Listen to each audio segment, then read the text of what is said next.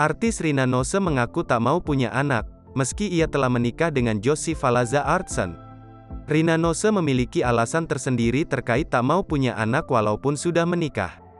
Satu di antara alasan yang disinggung Rina Nose tak mau punya anak adalah tidak ingin menambah masalah. Diketahui, pernyataan Rina Nose tak mau punya anak tersebut menimbulkan pro dan kontra. Meski demikian, Rina Nose memiliki pertimbangan sendiri untuk memutuskan tak mau punya anak. Menurut Rina Nose, dalam hidup masalah akan selalu ada. Entah untuk pasangan yang menikah maupun tidak, malah akan terus menghampiri selama seseorang hidup. Bagi Rina Nose, banyak hal harus dipersiapkan jika hendak memiliki momongan. Istri Jussi Falaza Artsson tersebut merasa harus sangat memahami dirinya dulu, termasuk jika kelak anaknya menginjak remaja. Apakah sang anak akan hidup di Indonesia atau di Belanda bersama sang suami? Namun tak semua orang yang mendengarkan ceritanya mampu memahami keresahan Rina.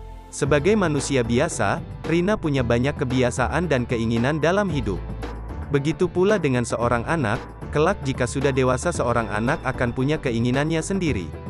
Rina khawatir menghadapi kesulitan untuk menyatukan keinginannya dengan sang anak.